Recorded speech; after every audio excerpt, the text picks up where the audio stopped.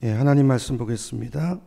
오늘 은혜 받으실 말씀은 창세기 39장입니다. 창세기 39장 1절부터 6절까지 말씀을 보겠습니다. 한 목소리로 같이 합독해서 읽겠습니다. 시작. 요셉이 이끌려 애굽에 내려가매 바로의 신하 친위대장 애굽 사람 보디발이 그를 그리로 데려간 이스마엘 사람의 손에서 요셉을 산이라. 여호와께서 요셉과 함께 하심으로 그가 형통한 자가 되어 그의 주인 애굽 사람의 집에 있으니 그의 주인이 여호와께서 그와 함께 하심을 보며 또 여호와께서 그의 범사에 형통하게 하심을 보았더라. 요셉이 그의 주인에게 은혜를 입어 섬기매 그가 요셉을 가정 총무로 삼고 자기의 소유를 다 그의 손에 위탁하니 그가 요셉에게 자기의 집과 그의 모든 소유물을 주관하게 한 때부터 여호와께서 요셉을 위하여 그 애굽 사람의 집에 복을 내리심으로 여호와의 복이 그의 집과 밭에 있는 모든 소유에 미친지라. 주인이 그의 소유를 다 요셉의 손에 위탁하고 자기가 먹는 음식 외에는 요셉은 용모가 빼어나고 아름다웠더라. 아멘. 오늘은 창세기 39장인데요. 오늘 읽은 말씀을 가지고 하나님이 형통케 하시는 사람, 이런 제목으로 함께 은혜 받기를 원합니다. 미국에 가면요, JCPenney라는 백화점이 굉장히 많이 있습니다. 그 백화점을 창설한 사람의 이름을 따서 JCPenney가 이름이거든요. 미국의 백화점 왕이라고 알려진 굉장히 위대한 사업가이면서 하나님의 사람, 믿음의 사람입니다. 참 이 사람의 많은 간증이 있고 이 사람을 통해서 많은 교회들이 세워졌고 그런 이제 믿음의 사람인데요.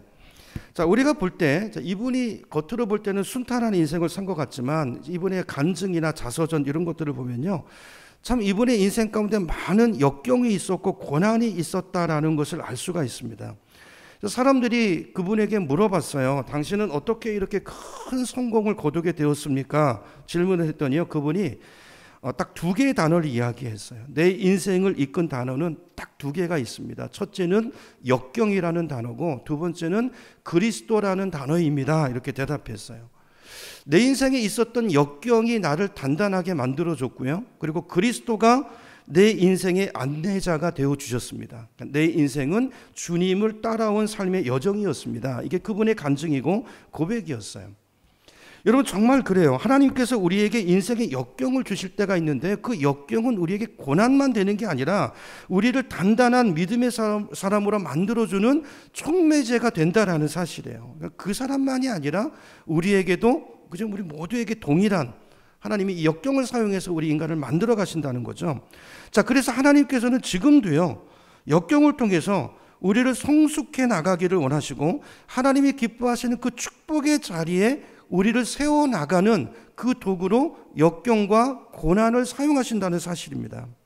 그러므로 혹시 지금 이 자리에 예배드리는 우리 가운데서 내가 지금 역경 가운데 있다고 생각되는 분들이 있다면 과감하게 여러분 그 역경에 직면하시기를 축복합니다. 지금 당장은 이 역경이 고난이 왜 왔는지 나에게 이해가 되지 않고 해석이 되지 않는다 할지라도 여러분 일단은요, 그것도 하나님이 주신 거, 하나님이 나에게 허락해 주신 것이기 때문에 그걸 받아들이고요, 직면하고요, 거기에 순응하는 자세를 갖는 게 굉장히 중요하다라는 거예요. 자, 우리가 이런 자세를 가지고 하루하루를 삶에 주어진 상황 속에서 주님 바라보고 한 걸음 한 걸음 나가다 보면요, 때가 되면 하나님께서 성공이라는 아름다운 열매로 우리에게 찾아와 주신다. 이게 JCPenney의 간증에 있는 대목의 내용입니다. 그것이 오늘 그 JCPenney뿐만이 아니라 오늘 요셉의 스토리의 핵심적인 내용이에요. 자, 오늘 본문으로 다시 들어가서 1절부터 한번 다시 보겠습니다. 1절을 보시면 이렇게 기록되어 있습니다. 요셉이 이끌려 애굽에 내려가매. 자, 여기 이끌렸다는 단어가 나오잖아요. 애굽은 요셉이 원해서 간 길이 아니에요. 팔려간 것이죠. 형들에 의해서 노예로 팔려간 것입니다. 자, 그런데 그것조차도 누구 손에서 이루어진 일이에요? 하나님의 섭리 가운데 이루어진 일이라는 거예요.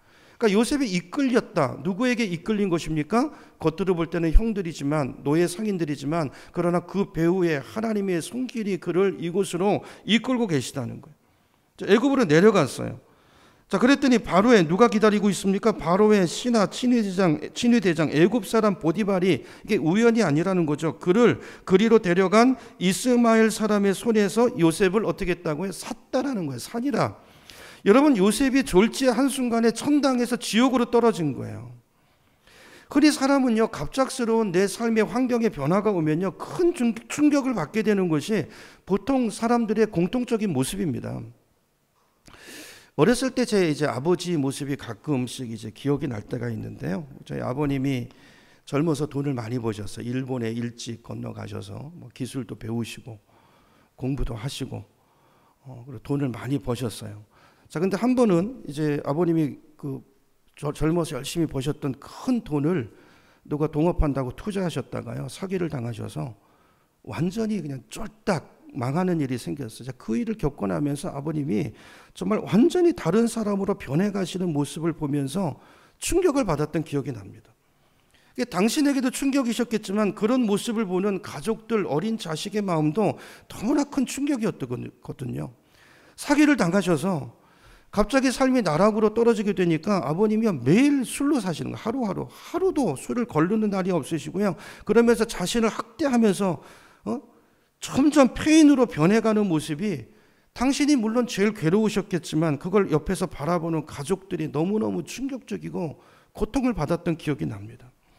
이런 삶에 뜻하지 않은 큰 역경이 갑자기 찾아오게 되면 사람들은요, 낙심하고 좌절하고, 그죠? 막 나락으로 떨어질 때가 많이 있잖아요. 이게 보통 사람들의 모습이잖아요. 근데 지금 요셉을 한번 보세요. 여러분, 요셉을 한번 가만히 묵상해 보시기 바랍니다. 여러분, 요셉이 누굽니까? 그동안 어디서 자랐고 어떤 삶을 살았죠? 요셉은 부잣집 아들이었어요. 부잣집. 특별히 아버지의 사랑을 독차지했던, 그래서 아버지 야곱이 요셉에게만 유독 그 하나에게만 채색 옷을 입혀줬잖아요. 그러니까 가족들 가운데서 특별 대우를, 왕자 같은 대우를 받으면서 살았던 사랑받는 아들이 요셉이었단 말이에요. 뿐만 아니라 그는 어느 날 하나님이 주신 꿈을 꾸었습니다. 그 생생한 꿈, 잊혀지지 않는 그 꿈을 꾸고 그 꿈을 가슴에 품었어요. 그리고 그 꿈을 하나님께서 이루어 주시기를 매일매일 그 부푼 가슴을 가지고 살았던 사람이 바로 요셉입니다. 요셉. 그죠? 근데 그랬던 그가 사랑받았고 하나님의 생생한 꿈을 받았고 그 꿈을 품었던 그랬던 사람이 한순간에 노예 신분으로 떨어지고 말았어요. 천당에서 지옥으로 그의 신분이 나락으로 떨어져 버린 것입니다. 여러분, 노예가 누굽니까? 노예는요, 사람이 아니에요. 사람이. 그 당시 노예는 물건입니다. 물건. 그렇죠? 주인 마음대로 죽이기도 하고요. 노예는요, 결혼을 해도 평생 노예고요. 자식을 낳아도 노예고, 마누라도 노예고, 평생을 짐승처럼 주는 밥 먹고 시키는 일 하다가 죽는 아무런 소망도 없고 희망이 없는 존재가 그 당시 노예란 말이에요. 근데 그렇게 사랑받던 아들이 한순간에 노예가 됐다는 것은 무엇을 말합니까? 지금까지 그가 품고 살았던 하나님이 주셨던 그 꿈이 이제는 한순간에 물거품이 됐다는 이야기예요. 기가 막힌 일이죠. 여러분, 요셉이 어떤 생각이 들었을까요? 요셉이 막 생각나지 않았겠어요? 형들이 했던 말이. 형들이 뭐라고 그랬습니까? 야, 꿈꾸는 자가 온다 저기. 그러면서 저놈 꿈이 어떻게 되는지 한번 두고 보자. 죽이자. 팔아버리자. 그럼 그 꿈이 어떻게 될까? 이러면서 그 꿈을 비웃으면서 그랬던 형들의 말이 떠오르지 않았을까요? 아, 내 인생이 형들의 바람대로 되어가는구나. 형들의 그 안갚음대로 내 인생이 이렇게 추락하고 있구나. 아마 그런 마음, 생각이 들었을 것입니다. 여러분, 만약에 우리가 요셉의 입장이라면 여러분 어떻게 하셨을 것 같으세요? 여러분 어떻게 반응했을 것 같습니까? 아마 대부분의 사람들은요, 이런 상황이 되면 아마 왜라는 질문을 했을 것 같아요. 왜? 하나님 왜입니까? 왜? 내가 도대체 무슨 죄를 지었다고 하나님 왜 나에게 이런 역경을 주십니까? 많고 많은 사람 가운데 왜 하필이면 내가 이런 일을 당해야 되나요? 이렇게 항변이, 한탄이 먼저 올라오지 않을까요? 그 리더스 다이제스트라는 잡지가 있는데요. 거기에 실렸던 한 사람의 간증을 제가 소개하겠습니다. 미국 알래스카에서 신앙생활을 잘하던 한 자매가 있었습니다. 결혼한 지 얼마 안 되는 신혼이었어요. 뱃속에는 이제 임신 5개월이 된 아이가 뱃속에서 자라고 있고 늘 행복해하던 신혼 가운데 그 자매가 어느 날 남편을 출근시키고 나서 자기 차를 몰고 고속도로 하이웨이를 달리고 있었습니다. 근데 갑자기 한참을 달려가는데 앞에서 기름을 싣고 다니는 큰 정유차 트럭 있잖아요. 뭡니까? 그 정유차가 갑자기 중앙선을 넘어서 반대편에서 자기 차를 확 덮치는 거예요. 그 자매 표현에 의하면 그때 마치 산이 하나 자기 앞에 무너져 쏟아져 내리는 것 같았다고 그렇게 이야기합니다. 압하는 순간에 의식을 잃어버렸어요. 그리고 나서 얼마 시간이 지났을까 이제 정신이 들어왔는데 막 주변에 앰뷸런스 소리가 나고요. 막 난리가 아니에요. 사람들의 웅성거리는 소리가 들리면서 야야 저기 시체가 움직인다. 사람이 움직인다. 그러니까 죽은 줄 알았는데 시체인 줄 알았던 이 자매가 꿈틀거리고 움직이는 것을 보면서 사람들이 수근거리는 소리가 귓전에 들리기 시작했어요. 앰뷸런스가 오고요. 바로 그 길로 병원 응급실로 실려 들어갔습니다. 의사가 이 자매를 내려다보니까 머리끝부터 발끝까지 성한 곳이 단 한 군데도 없었어요. 철철 몸에서 피가 흐르는데요. 뱃속에 들어있던 아기가 유산이 돼서 충격으로 그죠? 하혈이 돼서 피로 쏟아지고 있었어요. 남편이 이 사고 소식을 듣고 놀라서 뛰어 달려왔는데요. 보니까 자기 아내를 와서 보니까 꼴이 말이 아닌 것입니다. 남편이 보다가요. 아무 소리도 없이 등 돌리고 문을 닫고 나가버립니다. 얼마 있다가 남편의 이혼 통지서가 날라와요. 예, 당신과 그만 살았으면 좋겠다고. 그때 병석에서 이 자매가 외쳤던 소리가 이거라는 거예요. 하나님 왜 하필이면 납니까? 내가 11조 생활을 안 했나요? 내가 주일학교 봉사를 하지 않았나요? 내가 주일 성수를 하지 않았습니까? 왜 하필이면 나입니까? 왜 내가 이런 고난을 당해야 됩니까? 하나님 차라리 이럴 거면 나를 데리고 가세요. 내가 이 모양을 가지고 어떻게 남은 인생을 살아갑니까? 그 잡지의 간증 제목이요. 왜 하필이면 납니까? 라는 제목이에요. 제목.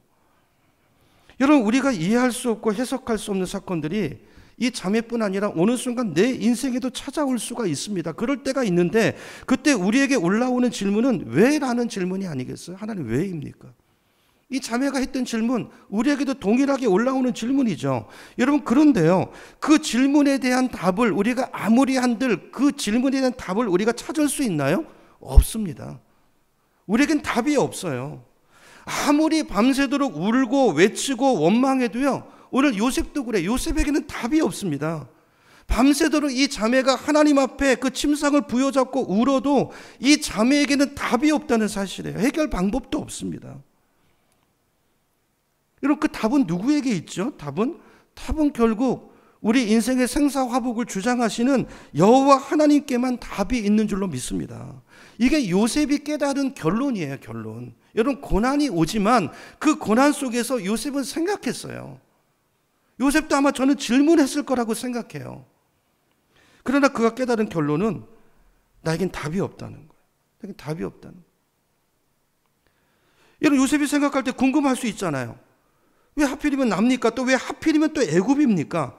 이런 많고 많은 나라 중에 여러분 왜 하필이면 우상천지인 그 애굽 땅에 하나님이 요셉을 보내신 걸까요? 근데 그것도요. 요셉에겐 답이 없어요. 여러분 우리는 모릅니다. 나에게 일어나는 일, 우리 삶에 발생하는 일들 우리는요 우리 지혜로 내 생각으로 몰라요. 질문할 수는 있지만 거기 답이 없어요. 그죠? 여러분 우리도 어려움을 당할 때 있습니다. 그때 질문이 생기죠. 하나님 왜 많은 사람들 중에 하필 납니까? 왜 내가 그 사고를 당해야 됩니까? 왜 하필 내 자녀가 대학에 떨어져야 되고 왜 많은 사람들 중에서 내 사업이 망해야 되고 왜 내가 직장에서 해고당하고 왜 내가 어려움을 당해야 됩니까? 질문하지만요 우리는 몰라요. 나에게 답이 없어요. 답이 누구에게 있다고요? 하나님께 있어요. 하나님. 자 그러면 그렇다고 하나님에게 답이 있다고 그렇다고 하나님이 친절하게 내가 고난당할 때마다 답을 이야기해 주시나요? 우리가 고난당했을 때 야 걱정하지 마. 이 문제는 내가 이렇게 풀어줄 거야. 그리고 너 2년만 참아. 2년만 참으면 내가 회복시켜 줄게. 하나님이 이렇게 가르쳐 주시나요? 안 가르쳐 주십니다. 안 가르쳐 주세요. 그게 우리의 더 큰 문제예요. 우리는 성경을 통해서 요셉이 30살이 되면 이제 모든 그의 고난이 끝나고 애굽의 총리가 된다는 사실을 우리는 알지요. 자, 그런데 요셉은 몰랐어요. 몰랐습니다. 알고 간 것이 아니라 모르고 간 거예요. 하나님께서 고난 가운데 있는 요셉 당사자에게요 그 사실을 알려주시지 않습니다. 야 요셉아 힘들지? 내가 네 마음 안다. 조금만 참아. 지금 네가 고난 중에 있지만 앞으로 딱 13년만 기다려. 그러면 고난 끝, 행복 시작이야. 그때 네가 애굽의 총리가 될 거야. 그거 하려고 내가 널 애굽에 데리고 온 거야. 여러분 하나님이 요셉에게 이렇게만 가르쳐줬다면 여러분 요셉이 겪었던 그 고난 여러분 쉬워요 어려워요? 쉽지요. 그것만 알면 할만하죠. 근데 문제는요 하나님이 절대 이런 거 안 가르쳐 주신다는 거예요. 안 가르쳐 주십니다. 여러분 남자분들은 다 군대 생활 하셨잖아요. 근데 그때 우리가 군대 생활할 때 군대 생활이 힘들고 억울하고 답답할 때 우린 그때 무슨 소리 하면서 견뎠었죠? 우리가 어떤 얘기 했습니까? 거꾸로 매달아놔도 뭐는 간다? 국방부 시계는 돌아간다. 그죠? 그죠? 죽여라, 때려라. 그래도 시간은 간다. 그게 우리 소망이었어요. 여러분 걸그룹이 와서 궁뎅이 흔들고 뭐 춤추고 그게 소망이 됐던 게 아니라 제대 날짜가 정해져 있기 때문에 그걸 알기 때문에 참을 수 있었던 거예요. 정해진 기간이에요. 하루하루 그 날짜가 줄어들어 가요. 그래서 그 날이 되면 나는 간다, 나간다 이런 소망이 있기 때문에 참을 수 있는 거예요. 맞죠? 여러분 만약에 여러분이 지금 부도가 났어요 사업이. 근데 하나님께서 야 걱정하지 마. 2년 어려울 거야. 2년만 있으면 다시 일어날 거야. 여러분 이러면 이런 말씀이 오면요 아무리 힘들어도 그거 견딜 수 있습니다. 근데 문제는요 하나님이 그걸 안 가르쳐 주신다는 거예요. 안 가르쳐 주신다. 그래서 많은 사람들이요 이런 역경을 만나고 고난을 당하게 되면 쉽게 인생을 포기하기도 하고요. 때로는 하나님을 버리고 다른 길로 더 험한 길로 가다가 더 깊은 수렁에 빠지는 경우들이 있어요. 좀 안타까운 일들이죠. 그죠? 자, 그렇다면 이렇게 우리 삶에도 요셉처럼 이해할 수 없고 도무지 해석할 수 없는 역경이 찾아올 때가 있는데 자, 그럴 때 우리는 어떻게 해야 될까요? 어떻게 반응해야 될까요? 어떻게 해야 그 문제가 풀릴까요? 여러분 답은 간단합니다. 성경에 나와 있어요. 요셉처럼 하시면 돼요. 요셉이 모델이에요, 모델. 여러분, 그럼 요셉이 어떻게 했습니까? 요셉이 원망했나요? 요셉이 불평했습니까? 아니죠. 요셉은요, 답을 가지고 계시는 하나님께 붙어 살았어요. 하나님께 붙어, 이게 중요한 거예요. 자기에게는 답이 없다는 걸 알았기 때문에 그렇지만 나는 모르지만 하나님은 아세요. 하나님은 답을 가지고 계세요. 꿈을 주신 분도 하나님이세요. 그분의 신실하심을 믿어요. 지금 나는 모르지만 그분의 계획이 있을 것 같아요. 그래서 요셉은 하나님을 바라봐요. 하나님을 기다리고 그분께 꼭 붙어요. 왜냐하면 꿈을 주신 분도 하나님이시고 내 인생의 답이 그분에게 있음을 이 한 가지를 요셉은 알기 때문이에요. 여러분 이게 중요해요. 오늘 우리에게도. 요셉에게 이 믿음이 있었기 때문에 그는 누가 뭐래도 아니 형들이 시기하든 무슨 짓을 하든 요셉은 하나님께 붙습니다. 하나님께 붙어요. 여러분 생각해 보세요. 요셉이 무슨 죄를 지었나요? 노예로 팔려갈 만한 죄가 그의 삶에 있었습니까? 없었습니다. 요셉은요 아버지 사랑을 받은 죄밖에 없어요. 그것 때문에 형들의 시기와 질투가 생겼고 그래서 그가 팔려온 거죠. 아니 내가 죄를 지어서 그 결과로 내가 이렇게 나락에 떨어졌다면 그래도 덜 억울하잖아요. 근데 요셉은요 아무리 생각해봐도 그건 그의 죄가 아니잖아요. 아니 아버지 야곱이 편애한 거지 뭐 요셉이 편애해달라 뭐 그런 거 아니잖아요. 근데 지금 노예로 팔려와 있단 말이에요. 이런 억울하잖아요. 이해가 안 되고 해석이 안 되잖아요. 그렇지만 여러분 원망하면 뭐합니까? 원망한들 자기 속엔 답이 없으니까 결국 문제 답을 가지고 계신 내 인생의 주권자 되시는 나는 하나님께 붙어 있기로 요셉은 결심한 거예요. 이게 요셉이 한 일입니다. 요셉이 한 유일한 일이에요. 아까 그 자매 이야기를 다시 할게요. 이 여인이 가장 힘들 때 남편이 어떻게 했다고? 남편은 아내를 떠나버립니다. 이런 일 주변에서 많이 보죠. 그리고 아이는 유산이 됐어요. 온몸이 다 만신창이가 됐어요.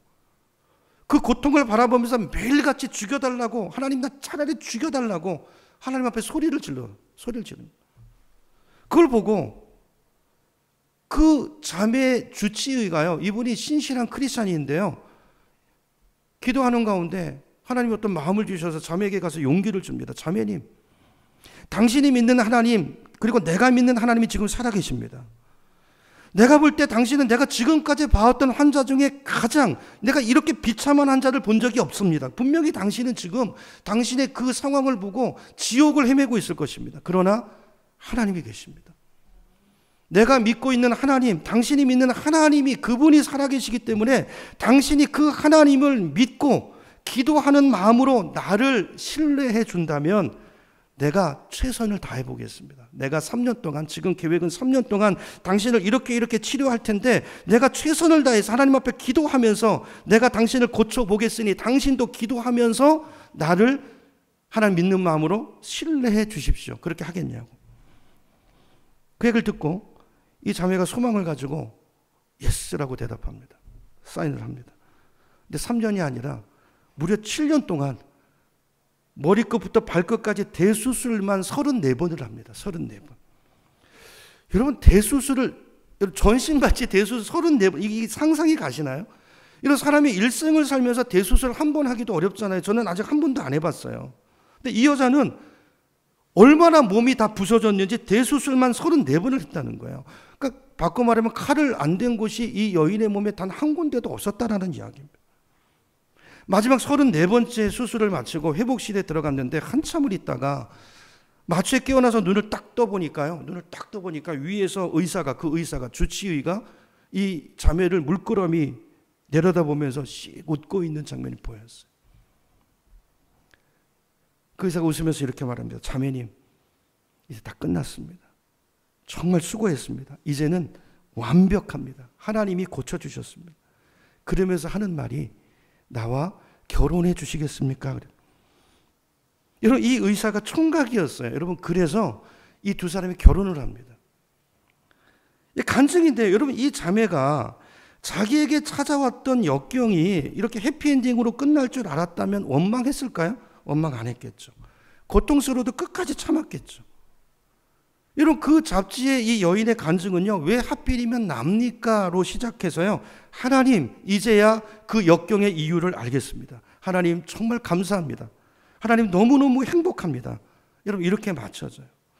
여러분 이게 저와 여러분 그리스도 안에 있는 우리 인생의 모습인 줄로 믿습니다. 여러분 끝이 뭐라고요? 해피엔딩이에요. 해피엔딩. 여러분 저와 여러분의 종말은 해피엔딩입니다. 여러분 이런 설교는 많이 했잖아요. 여러분 이 믿음으로 오늘 나에게 와 있는 역경을 직면하라는 거예요. 오늘 성경이 주는 메시지는요. 여러분에게 와 있는 어떤 역경도 하나님 섭리 밖에서 찾아온 역경은 없어요. 하나님의 계획이 있어요. 하나님이 다스리고 있어요. 하나님이 주인이세요. 그 믿음으로 나에게 와 있는 역경을 어떻게 하라고요? 직면하라는 거예요. 피하지 말고 원망하지 말고 입을 닫고 지난주에 꿈을 이루기 위해서 치를 대가 두 가지 말씀드렸죠. 첫째는 순종이고 두 번째는 입 닫고 불평 원망에 입 닫고 순종하고 따라가라는 거예요. 한 걸음 한 걸음 가보라는 거예요. 그 얘기죠. 그게 정확하게 요셉이 한 일인 거예요. 다른 거 아니에요. 그 믿음으로 요셉은 결국 내 인생의 답은 하나님께 있다는 것을 알고 하나님께 딱 붙어있기로 결심한 거. 요셉이 한 일은요 그거밖에 없어요. 그거밖에. 자 그랬더니 하나님이 어떻게 역사하십니까? 2절로 가봅니다. 2절을 가보세요. 여호와께서 요셉과 어떻게 하셨다고요? 함께 하심으로. 그가 형통한 자가 되었다 그래서 3절도 같이 읽습니다. 3절 같이 읽습니다. 시작. 그의 주인이 여호와께서 그와 함께 하심을 보며 또 여호와께서 그의 범사에 형통하게 하심을 어떻게 해요? 보았더라 그랬어. 아멘이시죠? 이런 주인 보디발이 보니까 요셉이 이놈이 노예인데도 불구하고 하나님이 함께 하시는 증거들이 나타나는 거예요. 신기하게도 보면 요셉 얘가 하는 일은요 전부 손대는 일마다 어떻게 돼요? 잘 되는 거예요. 이 성경이 우리에게 뭘 말씀합니까 오늘? 결국 우리 인생의 관건이 뭐예요? 환경이 아니고 하나님이 나와 함께 하시느냐 아니냐가 관건이라는 거예요. 문제가 아닙니다. 내가 어디에 있느냐가 아니에요. 내 신분이 뭐냐도 아니고요. 하나님이 거기 나와 함께 하시느냐 아니냐 이게 관건이에요. 이게 여기에 내 인생의 미래가 달려있다는 거예요. 여러분 내가 노예이든 어느 곳에 있든 신분이 뭐든 하나님이 함께 하시는 사람은요 그 끝이 뭐라고요? 형통이에요. 형통. 아까 그 자매도요 그 자매가 뭘 한 게 아니에요. 하나님이 하신 거예요. 하나님이 하신 거예요. 그 의사를 만나게 한 것도 하나님이시고 하나님의 섭리 가운데 하나님의 일들을 하나님은 지금도 이뤄가고 계시다. 자 그렇다면 자, 관건은 하나님이 나와 함께 하시는 것인데, 자, 그렇다면 우리의 질문은 이거죠. 자, 그럼 하나님은 어떤 사람과 함께 하시냐는 거. 어떤 사람과. 아무나 함께 하십니까? 아니, 그런 것 같지는 않아요. 성경을 보니까. 어떤 사람과 함께 하실까요?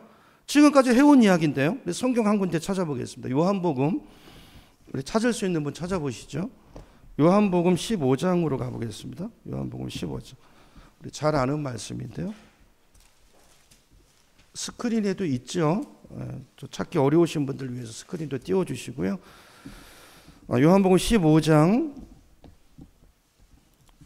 4절 5절을 볼 텐데요. 제가 읽을 테니까 눈으로 보세요. 요한복음 15장 4절입니다. 예수님의 말씀이에요. 내 안에 거하라. 그러면 나도 너희 안에 거하리라. 가지가 포도나무에 어떻게 해요? 붙어 있지 아니하면, 여기 붙어 있다는 말이 나오죠. 붙어 있지 아니하면 스스로 열매를 맺을 수 없음 같이, 이게 우리 인생이라는 거예요. 관건은 붙어 있는 겁니다. 하나님 누구와 함께 하느냐? 여러분, 붙어 있기를 원하지도 않는데 그런 사람한테 함께 하시는 거 아니라는 거예요. 그죠? 붙어 있지 아니하면 이건 누가 하는 거야? 내가 내 의지를 가지고 내가 하나님께 붙어 있으려고, 어떤 상황에서도 하나님을 붙잡으려고, 그죠?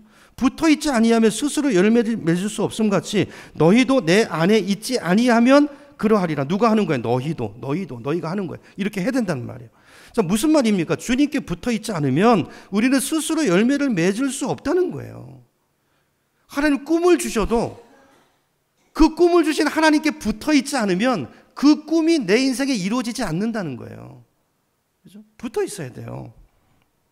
그죠? 5절입니다. 5절. 나는 포도나무요, 너희는 가지라. 그가 내 안에, 내가 그 안에 거하면. 이 말은 무슨 말입니까? 가지인 우리가 나무인 주님께 붙어 있으면 그 말이죠. 그러기만 하면, 그러면 그 사람은 열매를 어떻게 한다고요? 많이 맺나니 나를 떠나서는 너희가 아무것도 할 수 없습니다. 아멘. 여러분, 여기 보니까 하나님이 어떤 사람에게 열매를 주시고 어떤 사람과 함께 하신다고요? 하나님께 꼭 붙어 있는 사람이에요. 붙어 있는 사람. 여러분, 요셉은 이걸 선택한 거예요. 이걸 선택한 거라고요. 왜요? 나에겐 이 문제를 해결할 능력이 없어요. 질문에 대한 답이 나에겐 없어요. 그래서 요셉은 포도나무이신 하나님께 딱 붙어 있기로, 그 꿈을 주신 분은 하나님이시잖아요. 이 꿈이 어떻게 이루어지는지도 몰라요. 나한테는 답이 없어요. 그래서 하나님께 붙어 있는 거예요. 여러분, 다시 말씀드립니다. 여러분, 고난이 문제가 아니라 내가 하나님께 붙어 있지 않다는 게 문제예요. 여러분, 이걸 오늘 마음에 꼭 새기셨으면 좋겠어요. 여러분의 문제는 환경이 아닙니다. 고난이 아니고 저 사람이 아니고 내가 하나님께 지금 붙어 있지 않는 거예요. 그러면 문제예요. 그럼 문제예요. 그게 진짜 역경이에요. 그게 진짜 역경. 나에게 지금 고난이 있고 역경이 있다는 그 자체가 저주가 아니라 거기에 하나님이 나와 함께 계시지 않는다는 게 저주란 말이에요. 그러니까 이해가 되시죠? 환경이 아니에요. 하나님 계시느냐 안 계시느냐. 이게 우리의 관건이고 우리의 질문이고 우리의 관심이어야 된단 말이에요. 이런 성경을 보면 하나님이 함께 하신다는 단어가 등장할 때마다 반드시 짝을 이루어 나누는 단어가 있는데요. 그게 바로 형통이라는 단어입니다. 오늘 본문에도 계속 나오죠. 상황은 상관이 없어요. 그래서 우리가 하나님께 붙어 있어야 되는 이유가 여기 있는 거예요. 하나님이 함께 하실 때 합력해서 선을 이루시고 내 인생이 형통으로 가니까. 성경이 말하는 형통이 뭡니까? 형통은 내 인생을 향한 주님의 뜻이 이루어지는 거잖아요. 하나님의 꿈이 이루어지는 게 형통이잖아요. 주님께 붙어 있을 때 내 인생이 그 방향으로 가기 때문에 우리가 해야 될 일은 죽는 한이 있더라도 죽으면 천국 가면 되니까 끝까지 하나님을 붙들어야 된다는 거예요. 이게 관건이에요. 이게 있느냐 없느냐에 따라 그 사람의 인생이 달라져요. 180도 달라져요. 여러분, 한나를 보세요. 한나. 여러분, 한나도 자식이 없었죠. 그래서 그 분인나한테 괄시를 받고 사람들한테 자식 못 낳는 여자라고 손가락질 받고 억울하고, 그래서 남편한테 처음에 가잖아요. 남편한테 가서 바가지 긁고 하소연하는데 거기 답이 있습니까? 남편에게 답이 있어요. 남편이 짜증내잖아요. 답이 있습니까? 없습니다. 결국 한나가 어디로 가요? 하나님 앞에 붙어있기로 작정하고 성전으로 갑니다. 성전으로. 그죠? 가서 하나님께 기도하기 시작해요. 사람이 아니라 누구에게요? 하나님 앞으로 가서 마치 술 취한 사람처럼 하나님 앞에 다 내 마음을 토해놓고 쏟아놨더니 하나님께서 결국 그의 태의 문을 열어주셨다는 거예요. 아멘이죠. 답이 누구에게 있어요? 하나님께 있어요. 하나님께 가셔야 합니다. 내 인생의 모든 문제의 답은 하나님께 있기 때문에 그래서 하나님께 붙어 있어야 하는 거예요. 여러분, 다른 게 믿음이 아니고요. 붙어 있는 게 믿음이에요. 어떤 고난이 와도. 고난이 오면 더 꽉 붙드는 게 믿음이에요. 그죠? 붙어 있기만 하면요. 그 다음은 하나님이 다 알아서 하세요. 하나님 다 알아서 하세요. 여러분, 내가 하는 거 아닙니다. 교회도 마찬가지예요. 개인도 그렇지만 교회도 똑같아요. 여러분, 목사가 목사의 자리에 붙어 있고, 붙어 있는 게 중요해요. 잘 붙어 있고, 장로가 장로의 자리에 붙어 있고, 권사가 권사 자리에 서 있고, 집사가 집사의 자리에 서 있고, 이렇게 내가 내 자리에 붙어만 잘 있어도, 잘 서만 있어도 하나님은 그 서 있는 그 사람을 통해서 일하세요. 나에게 능력이 있는 게 아니고, 여러분, 맡은 자에게 구할 것은 충성입니다. 충성. 능력이 있어서 나를 뽑으신 게 아니고 잘 붙어 있을 사람. 그죠? 그 사람을 통해서 하나님은 하나님의 꿈을 이뤄 가신다는 걸 여러분 꼭 기억하시고, 여러분 어떤 환난이 와도 어떤 고난이 와도 신실하게 붙어 있기를 축복합니다. 그럴수록 더 기도의 자리에 나오세요. 예배 자리에 나오시고 이렇게 붙으면 하나님 일하기 시작하세요. 자, 어떻게 일하시는가? 이제 4절로 가봅니다. 4절로 가보세요. 4절에 보니까, 자, 요셉이 답이 하나님께 있음을 알고 하나님 앞에 살기로 결단하니까 하나님이 어떤 은혜를 주시는가? 4절입니다. 요셉이 그의 주인에게 어떻게 해요? 은혜를 입었대요. 여기 주어가 누굽니까? 하나님이에요. 하나님. 하나님이 다스리고 있단 말이에요. 자, 요셉이 요셉의 자리에 있으니까, 붙어 있으니까 하나님이 은혜를 입게 하셨단 말이에요. 그래서 어떤 일이 일어나요? 보디발이 요셉을 가정 총무로 삼아요. 그리고 자기의 소유를 어떻게 했다고요? 다 요셉의 손에 위탁했대요. 은혜를 입게 하십니다. 사람의 마음도 하나님이 움직이십니다.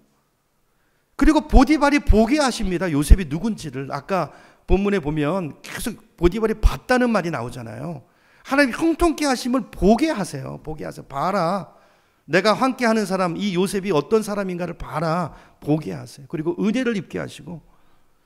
여러분, 이게 보통 일이 아니에요. 여러분 생각해 보세요. 보디발이 누굽니까? 그 엄청난 권세를 가지고 있는 보디발이 한 노예 소년에게, 아니 어떻게 자기 모든 소유를 다 맡기겠어요? 이건 보통 사건이 아니에요. 여러분 한번 물어볼게요. 여러분 이 세상에서 제일 소중한 게 뭡니까? 여러분 세상에서 뭐가 소중하세요? 세상에서 제일 소중한 게 뭐예요? 아, 돈이죠. 돈 아니에요? 뭘 그렇게 오래 생각하세요? 아, 돈이 제일 중요하죠. 여러분 돈보다 세상에 더 중요한 게 어디 있습니까? 가정, 대소사 모든 사건에 기본적으로 다 깔려있는 문제가 전부 돈과 관련돼서 돈. 그렇죠? 돈하고 연결되지 않는 문제가 우리 인생에 있나요? 거의 없습니다. 거의 없어요. 그래서 오죽하면 예수님께서도요, 세상에 두 주인이 있는데 하나는 나고 또 하나는 누구라고 말씀하세요? 돈이라고 말씀해요. 돈. 만문이 주인이라는 거예요. 예수님이 유일하게 라이벌로 생각했던 존재가 돈입니다. 돈. 그만큼 우리 인간에게 돈은요, 강력한 영향을 미치고 있는 존재가 돈이라는 존재예요. 그래서 여러분 예수님께서요, 사람을 보실 때는요, 딱 두 종류의 인생밖에 없어요. 주님 보실 때. 그죠? 어떤 사람일까요? 이 세상의 모든 사람은 딱 두 종류예요. 첫째는 어떤 사람일까요? 돈을 주인으로 섬기는 사람. 두 번째는 하나님을 주인으로 섬기는 사람. 여러분 어떤 분이세요? 처음엔 우리도 돈을 섬기는 분이었는데 주인이 바뀌셨나요? 나를 섬기는 사람이었는데 주인이 바뀌셨나요? 하나님이 나의 주인이 됐나요? 주님이 보실 때 거듭난 자와 거듭나지 않은 자, 그죠? 이 두 종류 사람밖에 없다는 말이에요. 여러분 왜 성경이, 또 왜 예수님이 11조 얘기를 하실까요? 여러분 예수님도 11조 얘기하십니다. 왜 11조 하라고 말하는 겁니까? 성경이. 신약에도 예수님이 11조를 부인하신 적이 없어요. 잘 보시면 여러분 11조는 돈의 문제가 아니라 이게 주인의 문제이기 때문에 그래요. 우리 신앙생활과 직결되어 있기 때문에 이 문제를 11조로, 이 신앙 문제를 주님이 다루고 계시는 거예요. 여러분 11조를 돈의 문제로 보는 사람은요, 11조 절대로 못합니다. 못해요. 그거 어떻게 해요? 못해요. 근데 그게 아니라 11조는 신앙 고백이거든요. 신앙 고백이거든요. 지금부터 나는 내 인생의 주인이 돈이 아니고 하나님입니다 라고 고백하는 것이 그게 11조란 말이에요. 그 믿음으로 그 고백으로 드리는 것이지 돈을 드리는 게 아니에요.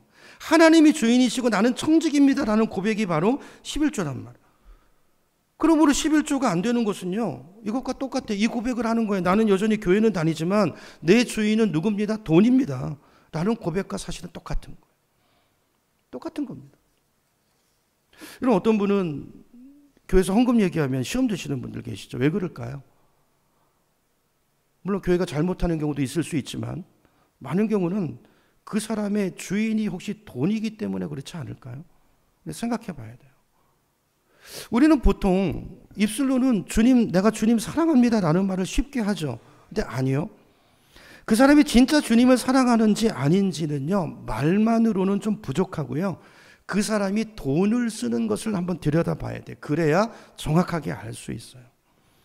여러분, 예수를 안 믿는 사람들도요, 그 사람의 관심사, 그 사람이 사랑하는 게 뭔가는 어디에 가장 적나라하게 드러나냐면요, 그 사람의 가계부를 보면 알아요. 가계부.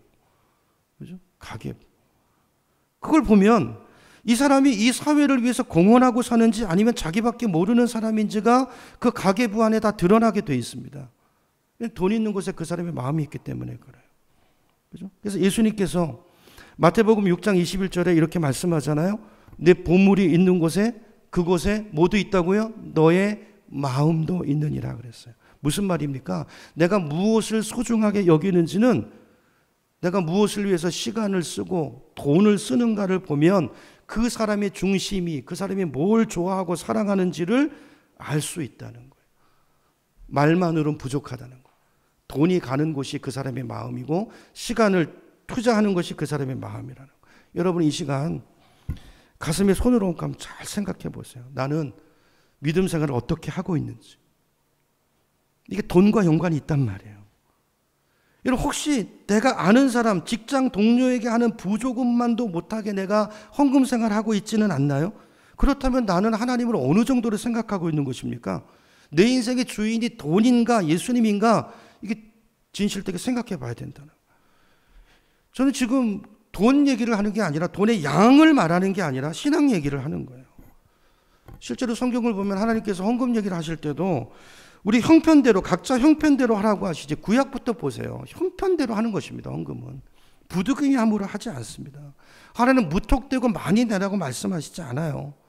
실제로 복음서를 보면 예수님은 과부의 그 2렙 돈을요, 어느 부자가 낸 그 많은 헌금보다 가장 많이 드렸다고 주님은 기쁘게 받으셨어요. 중요한 것은요, 헌물의 양이나 크기가 아니라 거기에 얼마나 내 마음이 담겨 있고 주님을 향한 사랑의 고백이 담겨 있고 신앙의 고백이 담겨 있느냐예요. 그거 없이 내가 입술로만 주님을 사랑한다고 하는 것은 적어도 하나님께 붙어서 살고 하나님의 은혜로 사는 사람들이 가질 삶의 자세는 아니라는 것입니다.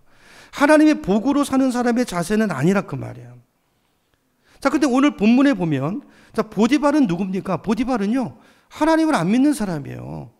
돈을 주인으로 섬기고 있는 사람입니다. 그런데 그런 사람이요, 자기 생명 같은 돈을 다 누구에게 맡겼다고요? 요셉에게 맡겼대요. 제가 이 얘기를 하려고 한 거예요. 그러니까 이거는 작은 일이 아니에요. 정말 놀라운 일입니다. 여러분, 요셉이 얼마나, 보디발이 볼 때 얼마나 믿을만하고 신실한 삶을 살았으면, 그가 얼마나 매력적인 사람으로 보였으면 자기 생명 같은 전 재산을 요셉이라는 그 조그만 노예, 그 소년 노예에게 그걸 관리하라고 맡길 수 있겠습니까? 이게 요셉의 진짜 영적인 모습이에요. 요셉의 삶의 모습. 여러분, 생각해 보세요. 요셉이 만약에 노예로 팔려가가지고 맨날 한쪽에 앉아가지고 울고 원망이나 하고 불평이나 하고 씩씩거리고 앉아있으면, 여러분, 보디발이 그거 맡기겠어요? 하나님도 안 맡기시지만요, 보디발도 안 맡깁니다. 근데 요셉은 그러지 않았단 말이에요. 그렇죠? 지금 힘들고 고난이 있지만 하나님을 바라봤어요. 답은 하나님께 있으니까. 그 하나님 앞에서 신실하게 순종하면서 살았더니 하나님이 어떻게 했다고요? 보디발에게 은혜를 입게 하셨다는 거예요. 얼마나 그 인생을 형통하게 축복하시는지를 다른 주변 사람들이 보고 알게 하셨다는 거예요. 그죠? 이걸 보고 보디발이 요셉의 삶을 보고 그의 삶에, 그의 매력에 감동을 받아서 자기 모든 재산을 맡긴 거야. 딴 사람은 몰라도 내가 너한테 맡길 수 있겠다. 그래서 맡겼다는 이야기예요. 여러분, 요셉이 얼마나 아름다운 삶을, 신실한 삶을 살았는지를 우리에게 잘 보여주는 대목입니다. 6절도 한번 가볼게요. 6절을 보시면 주인이 그의 소유를 다 요셉의 손에 위탁하고 자기가 먹는 음식 외에는 간섭하지 아니하였더라. 요셉은 용모가 빼어나고 아름다웠더라 그랬어요. 무슨 말이죠? 요셉은 매력적인 사람이었다. 매력적인 사람. 이야, 저 사람은 정말 다르다. 정말 다르다. 똑같이 회사 다니고 똑같이 월급 받고 똑같이 장사하고 똑같이 동네 이웃으로 살아도 야, 저 사람은 다르다. 저 집은 뭔가 다르다. 뭔가 설명할 수 없는 매력이 있는, 여러분, 그게 그리스도인이고, 여러분, 그게 하나님께 붙어 사는 사람들에게 나타나야 되는 모습이어야 된다는 거예요. 여러분, 성경이 우리에게 보여주고 있는 말씀을 마무리하겠습니다. 여러분, 고난이 있습니까? 지금 힘드신가요? 혹시 억울한 일을 당하신 분이 있습니까? 밤새도록 원망하고 불평하고 짜증을 내도, 부부가 밤새도록 싸워도요, 거기 답은 없습니다. 세상 어떤 사람을 찾아가도 답은 없습니다. 내 인생의 문제에 대해 답은 거기 없어요. 어디 있죠? 하나님께 있어요. 하나님께 있어요. 어떻게 해야 되죠? 요셉처럼 하나님께 탁 붙으셔야 돼요. 역경이 클수록, 문제가 클수록 하나님께 붙으셔야 돼요. 그래야 문제가 해결이 돼요. 그래야 하나님께서 함께 하시는 형통한 인생이 되고 매력적인 인생이 되고, 그것을 통해서 그 고난이 역경이 아니라 그것을 통해서 하나님의 놀라운 섭리가 드러나기 시작한다는 거예요. 언제요? 내가 하나님께 붙어 있을 때. 어차피 나에게는 답이 없고 내 인생을 다스리는 분이 하나님이라는 믿음을 가지고 그 주어진 자로 재어 나에게 지금 주신 그 자리에서 최선을 다하고 신실하게 주님 바라보고 믿음으로 하나님께 붙어 있을 때, 요셉은 노예잖아요. 노예로 최선을 다할 때, 그럴 때 하나님의 꿈이 그 역경을 통해서 그의 인생 가운데 이루어지고 있음을 성경을 보면 하나님 베일을 벗겨나가시죠. 그죠? 그 고난이 요셉에게 왜 필요했는지. 여러분, 저와 여러분의 인생도 똑같습니다.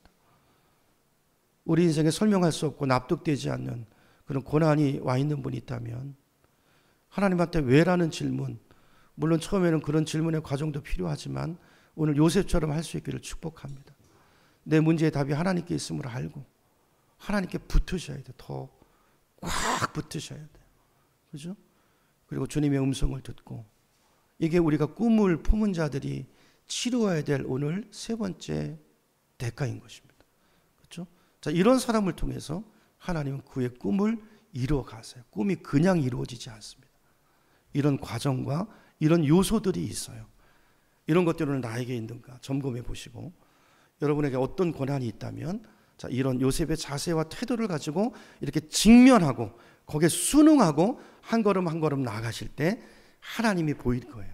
그 길에 하나님이 내 삶을 이끌고 계심을, 축복하고 계심을 하나님이 보이시고 형통케 하시는 삶의 열매들이 나타나기 시작할 것입니다. 그렇게 하나님을 찬양하며 남은 인생을 잘 달려가는 우리 모두가 되기를 축원합니다.